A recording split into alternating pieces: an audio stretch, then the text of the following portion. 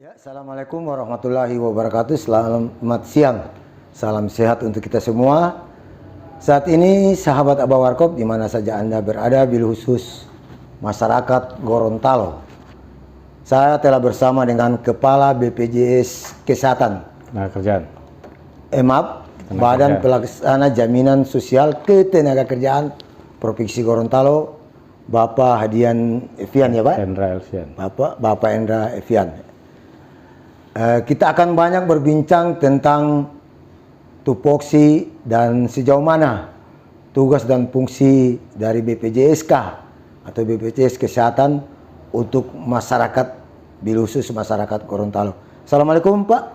Waalaikumsalam warahmatullahi wabarakatuh. Apa kabar ini Pak? Alhamdulillah sehat. Sehat ya Pak. Ini Pak, selayang pandang tentang BPJSK karena masyarakat mengetahui ada BPJS Kesehatan dan BPJS Ketenagakerjaan. Seperti apa BPJSK yang dipimpin oleh Bapak ini? Oke, makasih Abah Warkop luar biasa. Jadi kalau bicara BPJS memang ada dua. Berdasarkan Undang-Undang 40 tahun 2004 tentang Sistem Jaminan Sosial Nasional. Yang kedua terbitlah Undang-Undang 24 tahun 2011 tentang Badan Penyelenggara Jaminan Sosial. Nah, di Undang-Undang 24 inilah diatur ada dua badan yang dalam hal ini mengatur tentang jaminan sosial. Yang pertama BPJS Ketenagakerjaan, yang kedua BPJS Kesehatan. Nah, kalau bicara program berbeda antara program BPJS Ketenagakerjaan dan program BPJS Kesehatan. Kalau BPJS Kesehatan intinya dia memberikan perlindungan atau memberikan jaminan sosial kepada seluruh masyarakat. Jadi kepada seluruh masyarakat baik itu masyarakat dari dia dalam kandungan sampai dengan orang sudah tua gitu, istilahnya lansia, sampai dengan meninggal dunia. Nah, perlindungannya ini dalam bentuk memberikan pelayanan kesehatan, itu BPJS Kesehatan. Nah, kalau berbeda dengan BPJS Ketenagakerjaan, kalau BPJS Ketenagakerjaan ini programnya itu dalam wujud perlindungan dasar terhadap risiko. Terhadap risiko di luar daripada risiko kesehatan. Jadi intinya yang pertama itu ada program namanya jaminan kecelakaan kerja, yang kedua ada program jaminan kematian, yang ketiga ada program jaminan hari tua, dan yang keempat ada program jaminan pensiun, dan yang terakhir ini ada yang kelima, program terbaru terbit di tahun 2022. Itu namanya program jaminan kehilangan pekerjaan. Nah, dari 5 program itulah di sini salah satu upaya pemerintah bagaimana memastikan seluruh masyarakat, khususnya masyarakat pekerja yang ada di Indonesia ini bisa terlindungi dari jaminan sosial ketenagakerjaan. Ya. Pak Evian, sebelum kita jauh ke soal teknikal tentang BPJS Ketenagakerjaan, ruang dulu dari BPJS Ketenagakerjaan Provinsi Gorontalo ini. Ini wilayah kerja Provinsi Gorontalo? Ya. Kabupaten kota belum? Termasuk. Sudah termasuk? Termasuk. Jadi di BPJS Ketenagakerjaan itu kita membawahi 7 pemerintahan. 7 pemerintahan? Yang pertama provinsi, yang kedua pemerintahan kota Gorontalo, Kabupaten Bone Bolango, Kabupaten Gorontalo, Kabupaten Gorontalo Utara, Kabupaten Boalemo, dan Kabupaten Pohato Marisa. Jadi ada 6 kabupaten kota, 1 wilayah provinsi. Nah, dalam hal cakupan kepesertaannya sendiri, dalam ini cakupan itu istilahnya jumlah peserta yang kami lindungi dalam hal ini menjadi peserta aktif BPJS Ketenagakerjaan itu sudah ada sekitar 100 berapa ya, lupa saya. Coverage-nya totalnya itu 174.000. 174.000 pekerja yang sudah menjadi peserta BPJS Ketenagakerjaan. Di 7 wilayah? Di wilayah Provinsi Gorontalo. Provinsi Gorontalo. Progresnya masing-masing mungkin ada yang tertinggi di antara. Betul.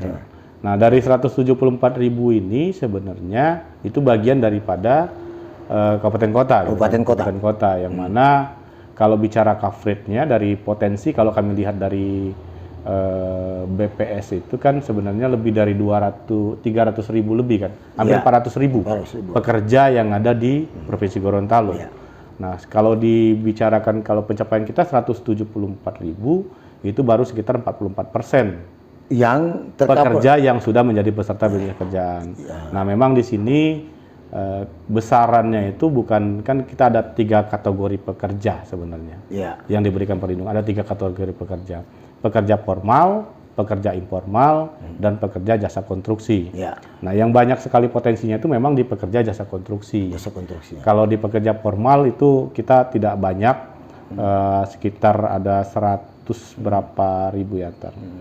Kalau pekerja formal kita untuk cakupannya itu potensi itu sekitar 220.000, tapi yang sudah menjadi peserta kita itu ada 84.000.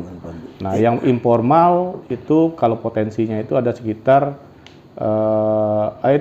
yang formalnya itu 148.000. Yang jadi peserta kita sekitar 84.000. Yang informal itu yang ada sekitar 200 ribuan.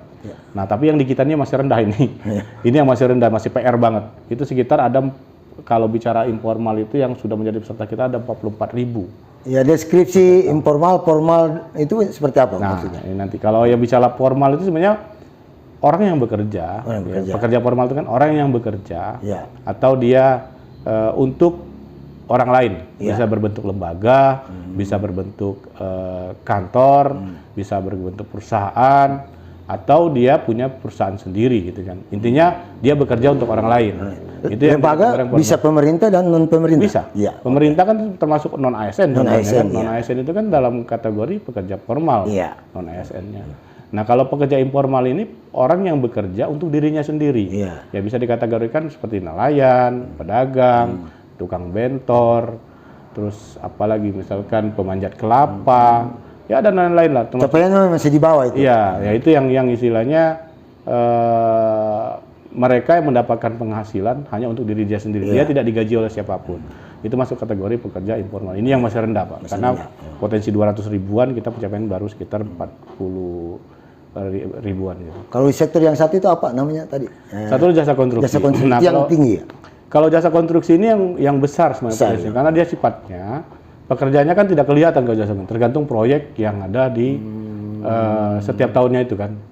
Proyek-proyek yang istilahnya itu yang direncanakan, atau program jasa konstruksi yang direncanakan oleh pemerintah daerah maupun pemerintah pusat atau swasta. Nah, ini yang tidak kelihatan sebenarnya pekerjaannya, bisa banyak, bisa tidak. Banyak pun, andaikan banyak itu tidak dari dalam wilayah itu, karena bisa dia ngambil pekerja yang dari luar.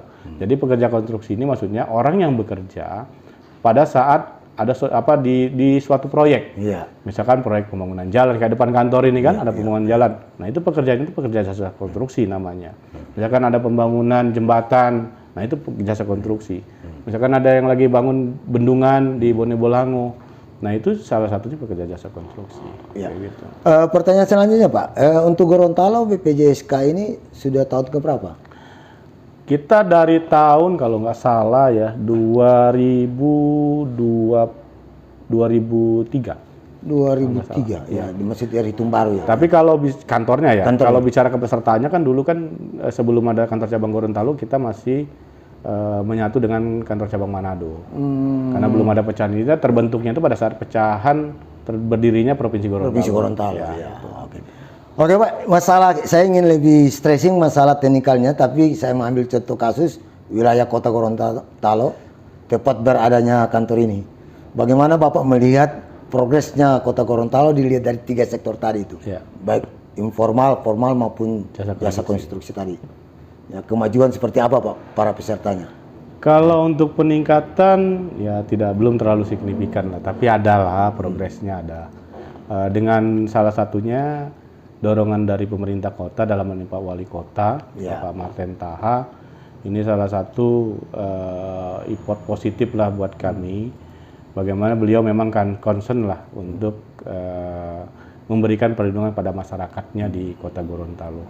Kemarin hasil evaluasi kami juga dengan beliau, memang Gorontalo ini kalau dari rata-rata dia masih di atas rata-rata. Kalau di kita kan rate-nya kan 44%, dia kan sama lah, 43, sekian, hampir 44% juga sama.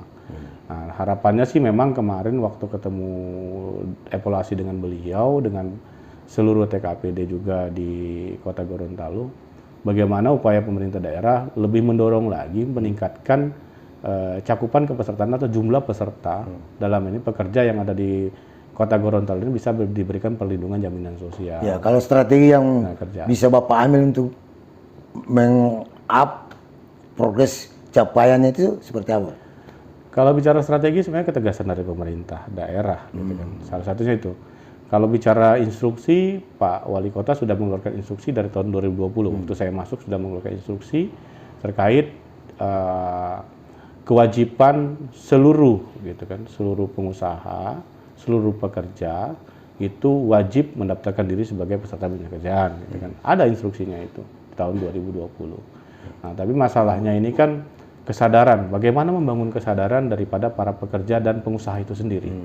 Karena kalau tanpa didorong dengan satu-satunya sosialisasi, baik itu dari BPJS Kerjaan maupun dari pemerintah daerah dalam ini memastikan dengan memonitoring dan evaluasi, juga istilahnya itu memberikan kebijakan-kebijakan terkait masalah wajib kepesertaan kepada masyarakat, istilahnya kan.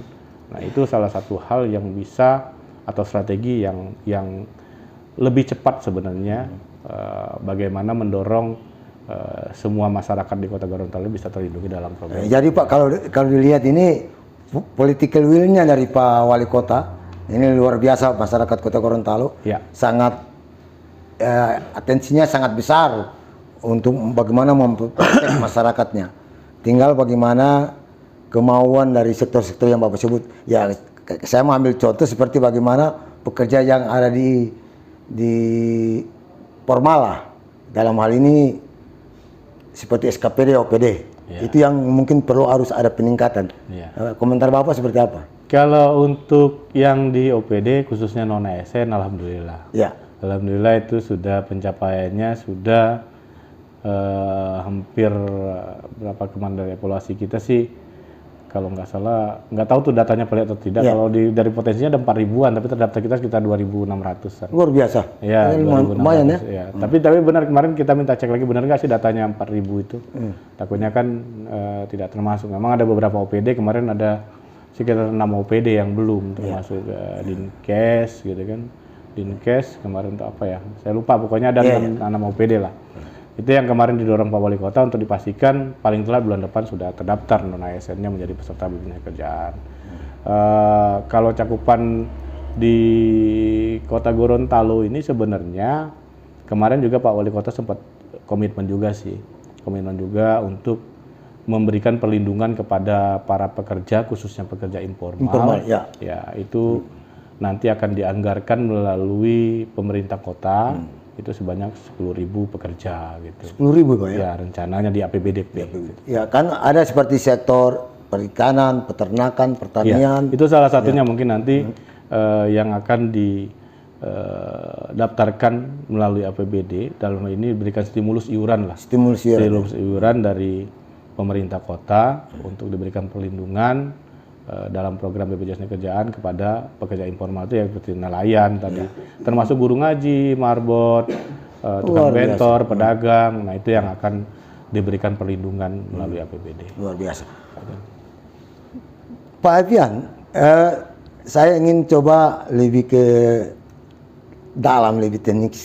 Bagaimana cara seandainya ada masyarakat ingin masuk menjadi anggota peserta BPJS Ketenagakerjaan ini? Seperti apalah proseduralnya, seperti apa? Kalau untuk jadi peserta sangat mudah sekali. Sangat mudah ya? Sangat mudah. Peserta itu kan sebenarnya cukup dia punya KTP, itu langsung daftar, mau datang ke kantor kita, mau lewat aplikasi, itu bisa. Kalau aplikasi? Aplikasi bisa dilihat di website kita. Website ya, www.bpjstenakerjaan.go.id. Ya, oke. Itu bisa dibuka di website kita atau kalau mau bisa datang ke kantor, nanti kita bantu untuk prosesnya sampai dengan bayarnya. Kalau masing-masing di setiap sektor itu yang kita bicarakan tadi itu iurannya, besaran iuran seperti apa? Nah, kalau bicara iuran tadi, kalau bicara untuk program formal variatif iurannya karena tergantung karena dia ada persentase penetapan dalam program jaminan kehilangan kerja. Nah, persentase penetapan dalam program jaminan kehilangan kerja itu dari iurannya itu dari 0,24 sampai dengan 1,74. Itu untuk iuran yang kehilangan kerjanya. Makanya dia tergantung sektor usahanya. sektor usahanya makin besar risiko kecelakaan di sektor usaha itu, dia akan makin tinggi rate iuran untuk kecelakaan kerjanya. Tapi rata-rata sih kalau misalkan contohnya dia bergerak di bidang jasa, kalau ikut program itu, kalau dia 3 program saja, misalkan JHT, JKK, JHT, JKK, JKM, misalnya kecelakaan, kematian hari tua, itu hanya 6,24% iurannya. Ada pertanyaan yang mungkin saya hampir lupa. Saya ketika masuk di kantor ini, saya lihat ada sebuah banner BPJSK beasiswa. Penjelasannya seperti apa ini? BPJSTK kayaknya barang baru ya. atau Beasiswa sebenarnya ini ya termasuk barang baru lah. barang baru ya. Ini sebenarnya program, kalau dulu kita ada namanya bantuan beasiswa, tapi untuk anak-anak yang berprestasi. Ya. Tapi sekarang lebih fokus. Kenapa? Kalau anak-anak berprestasi, mungkin orang mampu pun anak-anaknya bahkan lebih banyak berprestasi daripada orang-orang yang tidak mampu gitu kan. Nah, sasarannya mungkin tidak tepat waktu itu, karena program-program yang orang berprestasi banyak di instansi lain. Nah, tapi di sini kita lebih mengerucut dalam hal pemberian manfaatnya. Jadi dikembalikan program beasiswa ini dimaksudkan akan diberikan kepada ahli waris. Jadi anak ahli waris apabila ada yang meninggal dunia karena kecelakaan kerja. Kecelakaan kerja atau cacat total karena kecelakaan kerja. Nah, itu akan mendapatkan beasiswa, besarannya itu 174 juta untuk 2 orang anak. Jadi dari pembiayaan itu dari tingkat pendidikan taman kanak-kanak sampai dengan perguruan tinggi. Dari taman kanak-kanak sampai perguruan tinggi itu pembiayaannya. Misalkan kalau taman kanak-kanak sampai dengan SD itu 1,5 juta per tahun. Masuk ke SLTP atau SMP itu dapat 2 juta per tahun. Waktu dia masuk usia menengah atas atau SMA itu 3 juta per tahun. Nah, pada saat dia masuk ke perguruan tinggi itu 12 juta per tahun untuk per orang anak. Jadi totalnya 174 juta. Nah, selain dia yang tadi kecelakaan kerja, ya, karena kecelakaan kerja, kalau kecelakaan kerja itu otomatis dia tidak ada masa berlakunya, mau dia pesertanya baru 1 hari, 2 hari, mau sebulan, mau seminggu. Kalau dia kecelakaan kerja meninggal dunia, otomatis dapat beasiswa itu. Beasiswa langsung. Nah, tapi ini juga bisa berlaku bagi program yang jaminan kematian di luar daripada kecelakaan kerja, misalkan karena sakit meninggal dunianya. Tapi minimal ada batasan kepesertaannya, minimal 3 tahun dia jadi peserta jaminan kerjaan baru bisa mendapatkan bantuan beasiswa bagi anaknya ahli waris. Iya. Jadi minimal 3 tahun tidak putus-putus bayarnya ya. Kalau perkembangan untuk Gorontalo BPJS beasiswa ini? Kalau untuk pembayaran beasiswa kita udah lumayan banyak di sini. Lumayan banyak? Udah lumayan banyak. Karena ini dia kan masing berjenjang kan. Kalau di total itu lebih dari 50 orang anak sudah kita bayarkan di Gorontalo. Karena Gorontalo termasuk kota pendidikan ya? Iya. Ya, jadi pasti ada yang meninggal juga pasti kita bayar. Sebagai terakhir ini Pak, apa yang Bapak harapkan dari masyarakat bil khusus Gorontalo? Kalau saya lebih khusus kota Gorontalo, karena ini tempatnya berdirinya kantor ini. Ke depan, untuk bagaimana, karena kemajuan suatu daerah juga itu salah satu terpenuhnya kebutuhan dasar. Betul. Iya kan? Betul. Dan ini adalah kebutuhan dasar manusia yang sangat esensi. Siapa sih yang mau sakit? Siapa sih yang mau celaka? Tapi ini kan sakit dan celaka tidak diminta-minta. Kan? Kira-kira bagaimana? Sepakat saya sama Abah. Jadi Pak Warko ini luar biasa wawasannya ya. Kalau nanya itu teng gitu kan. Jadi gini, kalau bicara harapan sih harapan kami BPJS Kerjaan ya, karena tugas kami dalam memberikan perlindungan, kepastian perlindungan program jaminan sosial, khususnya jaminan sosial kerjaan kepada seluruh masyarakat pekerja. Salah satunya kepedulian pemerintah daerah sih. Bagaimana dalam hal ini pemerintah daerah bisa memberikan, paling enggak kalau untuk masyarakat tidak mampu itu atau pekerja-pekerja miskin lah. Apalagi sekarang sudah ada namanya Impres nomor 4 tahun 2022. Impres nomor 4 2022 itu salah satunya pengentasan pengentasan masyarakat miskin ekstrim. Nah, ini intinya dalam undang-undang itu jelas bahwasannya seluruh pemerintah daerah itu wajib memberikan bantuan sosial. Bantuan sosial kepada masyarakat miskin ekstrim. Nah, masyarakat miskin ekstrim ini kan banyak, gitu kan? Dan bantuan sosial yang diberikan juga banyak kan? Baik itu mau sembako, mau misalkan kayak bantuan rumah gitu kan, ada bisa perbaikan rumah, belum lagi dana duka atau itu kan bantuan sosial. Nah, kenapa tidak itu juga digunakan program BPJS Kerjaan itu memastikan perlindungan kepada mereka. Iya, betul. Nah, Iya. memastikan perlindungan mereka. Nah, dengan adanya program pemerintah ini, ya salah satu tadi upaya dari pemerintah kota dengan melalui APBDP nantinya, yaitu memberikan stimulus iuran kepada pekerja-pekerja yang memang istilahnya miskin. Gitu kan? Pekerja-pekerja miskin. Iurannya kan murah, hanya 16.800 pada pekerja ini. Hanya 16.800 per kepala. Kalau 1 tahun itu istilahnya cuma 208.000. Nggak sesuai uang rokok kita, Pak. 208.000 setahun gitu kan.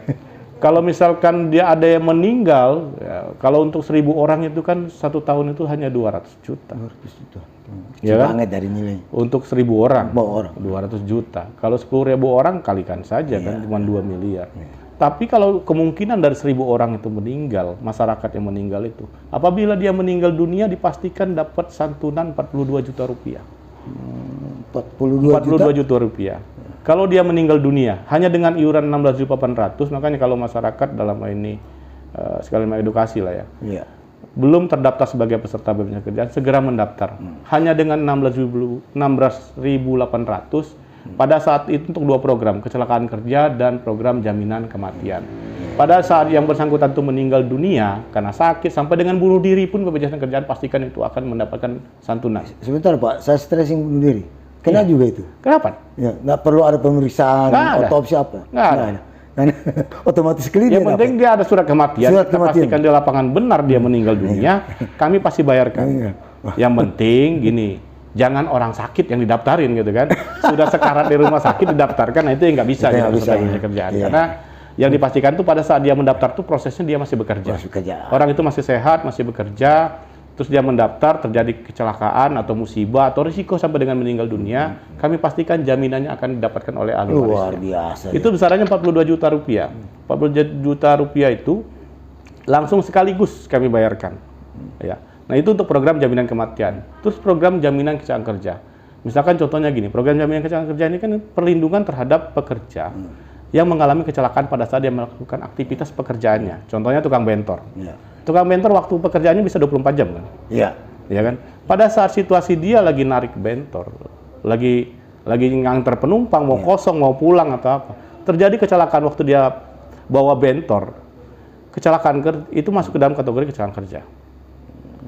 Nah, kalau dia masuk dalam kategori kecelakaan kerja, pastinya seluruh biaya pengobatan perawatannya itu BPJS Kerjaan yang tanggung. Berapapun yang tidak ada limit. Tidak ada limit selama indikasinya itu kecelakaan kerja, tidak ada batasan. Kalau begitu Bang, agak saya lebih agak sedikit ini ya.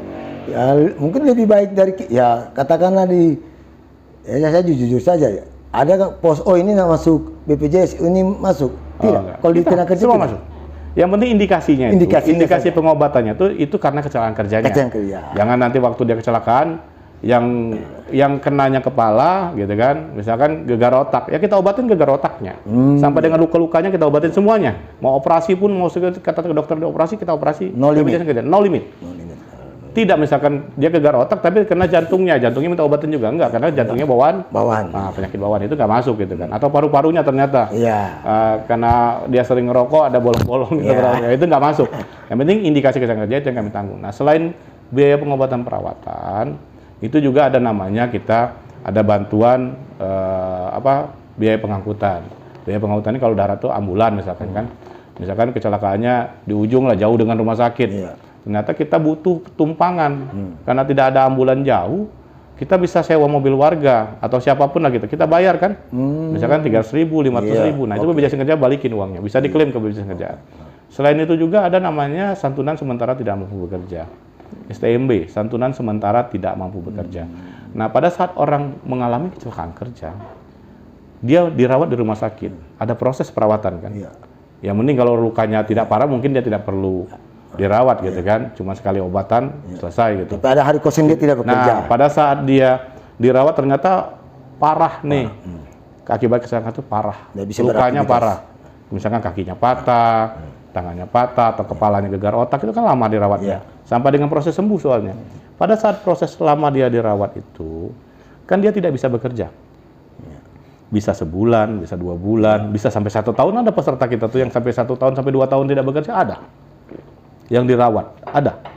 Peserta BPJS Kerjaan. Tapi BPJSK kami memberikan, yang maksudnya santunan sementara tidak mampu bekerja itu, selama dia tidak bekerja, BPJS akan gantikan upahnya sesuai dengan gaji yang dilaporkan ke BPJS. Misalkan kalau yang 16.400 itu kan standar upahnya 1 juta.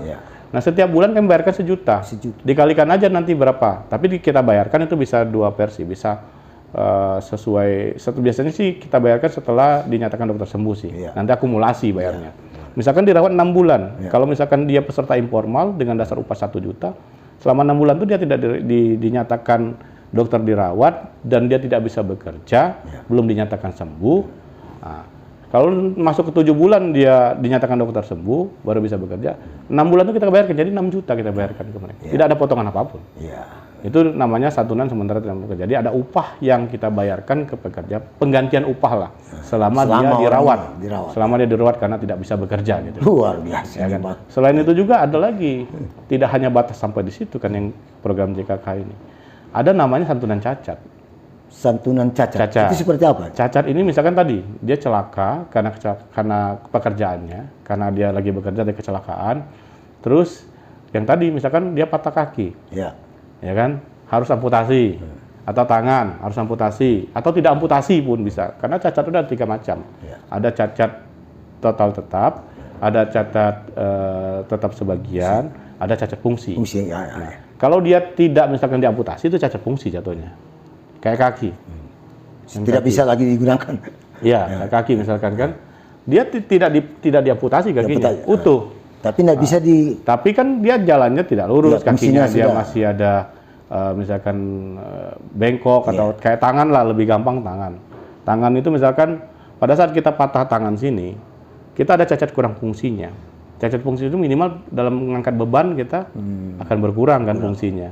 Nah, itu ada persentase yang ditetapkan dokter, itu yang kami bayarkan untuk pergantian atau santunan cacatnya. Cacat tetap sebagian itu kategorinya misalkan ada yang diamputasi atau ada yang hilang anggota tubuhnya. Itu dalam cacat tetap sebagian. Terus cacat total tetap itu misalkan dia setengah bagian tubuhnya itu tidak bisa berfungsi sama sekali, atau ya bisa dikategorikan kayak orang stroke lah gitu kan. Dia habis kecelakaan, dia cacat, dia lumpuh. Nah, itu dalam kategori cacat. Fungsinya sudah berkurang. Nah, kalau cacat dia total tetap ini yang tadi dapat beasiswa. Karena yang bersangkutan itu pada saat akibat dari kecelakaan kerja itu dia tidak bisa melakukan pekerjaannya lagi, dia lumpuh. Yang bersangkutan akan diberikan santunan sebesar kalau nggak salah 56 juta. Jadi kalau dia meninggal dunia 48 juta dapatnya kalau dia kecelakaan kerja kan. Tapi kalau cacat total tetap itu dapatnya 56 juta plus santunan berkala, ya ditambah beasiswa, ya ratusan juta, hampir 200 juta lebih dapatnya. Kalau diakumulasi gitu kan, hampir 200 juta lebih dengan iuran 16.200. Dengan iuran 16.200. Luar biasa, masyarakat Gorontalo ini ingat, dengan nominal 16.500, 800 klaim ya istilahnya. Premi yang akan diterima itu dari puluhan juta bisa ratusan juta.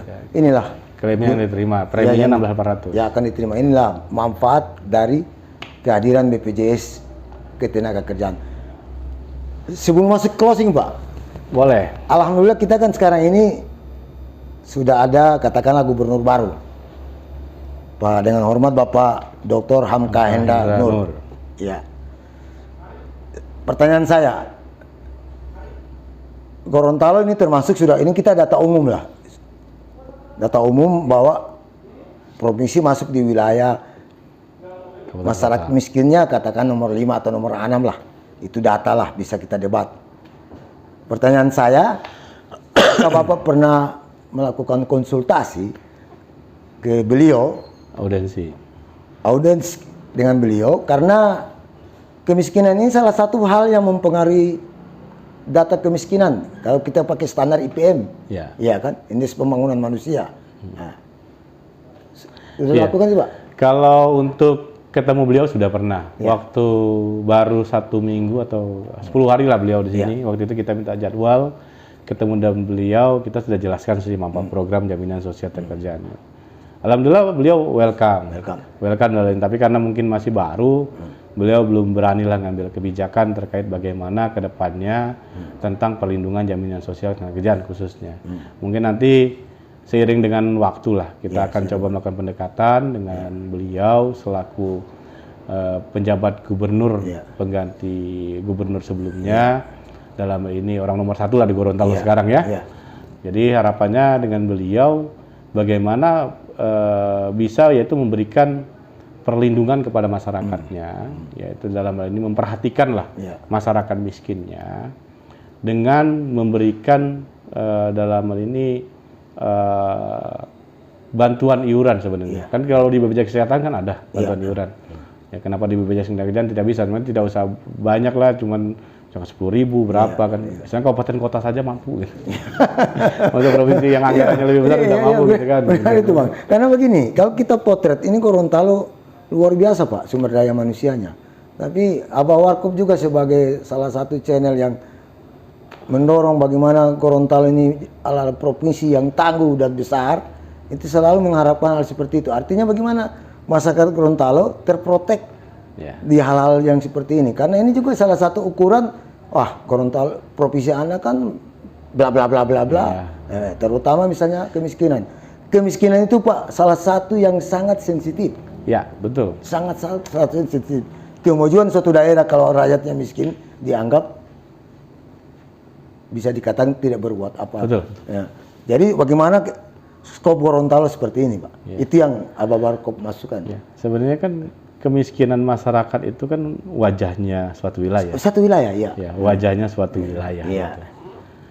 Makin banyak masyarakat miskinnya, disitulah citra daripada suatu wilayah itu, mau kabupaten, kota, mau provinsi gitu kan, dinyatakan dia masuk kategori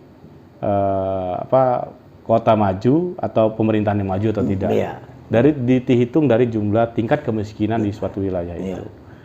Dan sebenarnya salah satu sasaran atau tujuan daripada program jaminan sosial, baik itu kesehatan maupun ketenagakerjaan ini, untuk pengentasan kemiskinan. Sasarannya ke sana. Makin banyak orang yang diberikan perlindungan jaminan sosial, baik itu kesehatan maupun ketenagakerjaan, itu tidak akan ada lagi namanya tingkat kemiskinan yang baru. Misalkan contoh, pada suatu ketika kepala keluarga, misalkan mengalami resiko kecelakaan kerja atau resiko meninggal dunia, itu ternyata orangnya tidak usahlah bicara orang tidak mampu. Orang yang biasa-biasa saja lah, orang mampu saja pada saat kepala keluarganya hilang, akan mengurangi taraf hidupnya keluarga itu kan. Betul. Ya kan? Betul, Bang. Dari apa bukan masalah kemiskinan. Jadi istilahnya tuh kemampuan ekonominya ini akan berkurang. Karena tadi kepala keluarganya tidak ada atau meninggal dunia waktu kecelakaan kerja. Apalagi kalau dia kecelakaan, dirawat sampai ratusan juta, sampai miliaran, hartanya habis, kejual semua, tanahnya habis, kejual semua, jadi miskin. Yang miskin jadi miskin. Apalagi yang miskin. Orang yang mampu aja bisa begitu kan?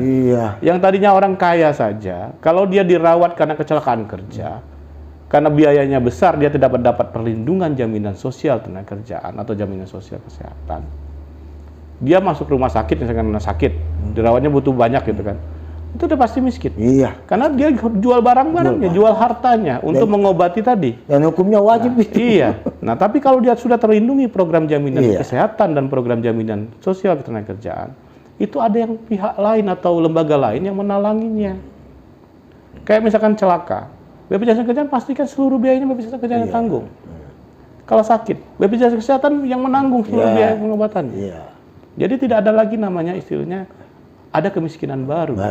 Nah, memang sekarang tugas pemerintah memastikan yaitu tadi bagaimana mereka ini bisa diberikan atau mendapatkan perlindungan itu. Ya kan? Bisa dengan sama-sama dengan BPJS Kesehatan mengedukasi gitu kan. Nah, kalau pemerintah tugasnya cuma menerbitkan regulasi saja. Menerbitkan regulasi bagaimana mendorong seluruh masyarakat ini sadar akan program jaminan sosial. Gitu kan? Kalau misalkan yang kedua, kalau untuk masyarakat miskin, ya salah satunya pemerintah membantu. Dan ingat Bang, memberikan stimulus. Tugas utama pemerintahnya satu Pak, berdasarkan pembukaan undang-undang melindungi segenap rakyatnya. Undang-undang Tugas pemerintah utama 3334 itu. untuk melindungi. Iya. Kemudian di Undang-Undang Dasar dijelaskan dalam pasal berapa itu? 34, 35. Iya, 34, 33, 34. Itulah. Tapi di pembukaan dasar fundament bernegara kita itu wajib. Betul. Tidak seorang pun wajib dilindungi. Nah, apalagi masalah kebutuhan esensi masyarakat.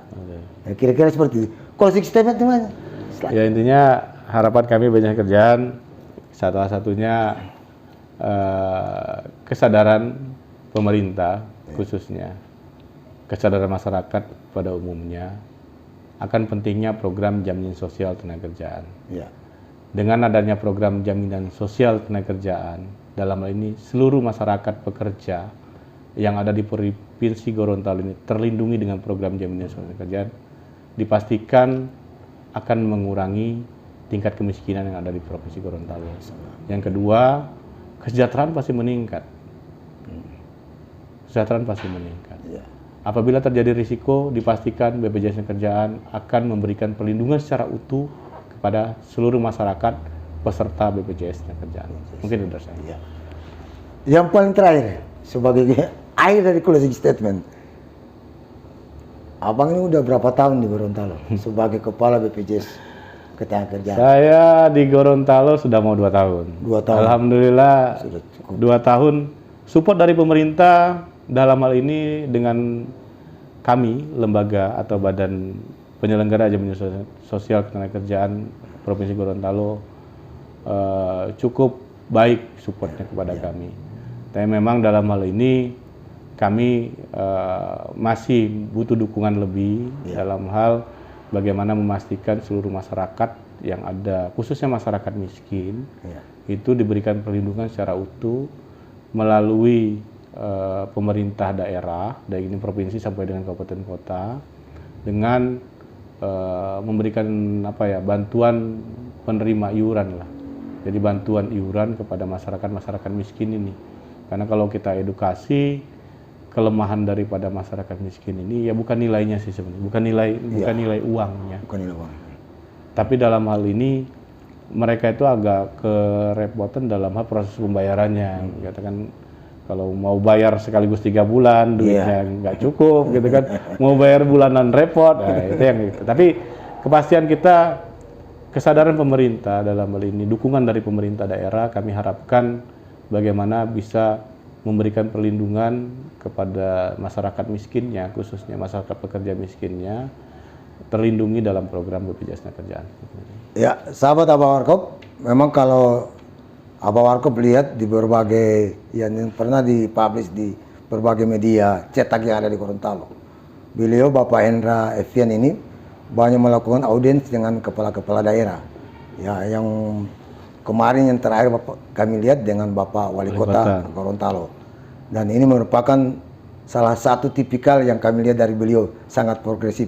Mudah-mudahan beliau bisa bertahan sampai Gorontalo terentaskan dari kemiskinan yang ada di Insya Allah. Ya, Insya Allah Pak. Insya Allah. Ya, sukses selalu Pak. Amin, amin. Oke. Makasih Abah. Ya, demikian sahabat Abah Warkop, dialog singkat saya dengan Bapak Hendra Evian, Kepala Penyelenggara Jaminan Sosial Ketenagakerjaan Provinsi Gorontalo.